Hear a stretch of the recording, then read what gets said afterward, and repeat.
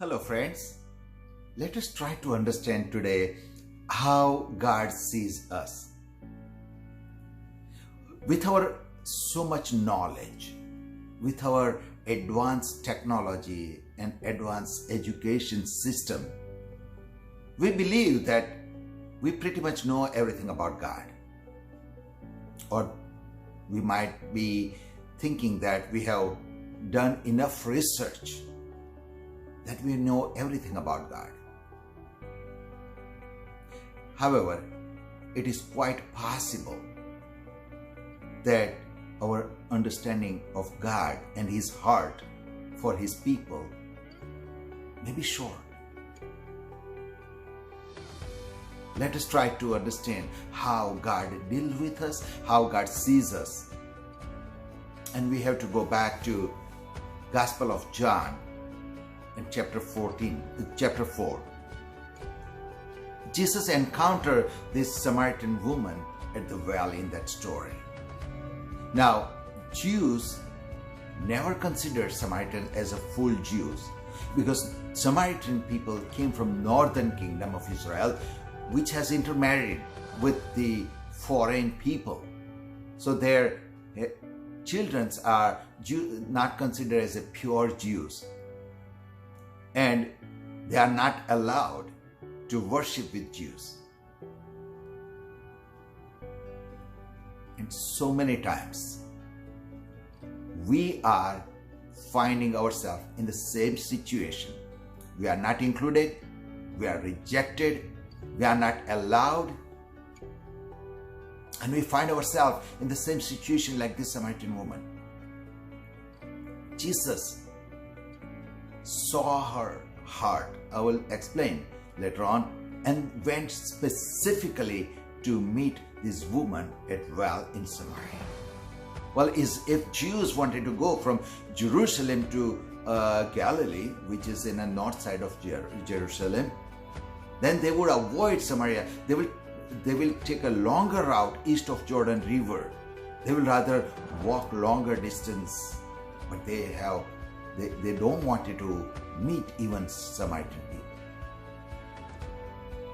And so many times we find ourselves the same situation. We are being avoided. Our voice has no meaning. Our opinion has no standing. People think less of us. And then we find this woman, Samaritan woman, at the well. And she started addressing Jesus in conversation, starting as a stranger, as a strange Jew. And she addressed him as a you. She started calling him, you don't have anything to get water. Two, she progressed to call Jesus sir. And at the end, she said that prophet. When she realized that he is a prophet, he's not an ordinary Jew, then she opened up her heart. And that's what I was saying earlier, that Jesus saw her heart. She said that I know Messiah is coming. Well, she was addressing before about how Jews are mistreating Samaritan people. She said that we are not allowed to worship. She was talking as a community, Samaritan community. But when time comes, she's talking about her own heart, that I know Messiah is coming. Now it is interesting to note that in entire Bible, Messiah word has been used 14 times. 11 times in Old Testament and 3 times in New Testament, and all those 3 times it has been used in one book, Gospel of John. And particularly one time in first chapter of Gospel of John, and 2 times in this particular chapter 4. When she introduced, she showed her heart to Jesus that I know Messiah is coming. Looks like you are a prophet, and I know Messiah is coming. And for the first time in the entire Bible, Jesus declared himself, I am He. I am Messiah. Jesus says, expressed himself in so many other ways. But as a Messiah, only one time. And not to any Pharisees, not to any teachers of the law, not to even his disciples, or any Jew for that matter.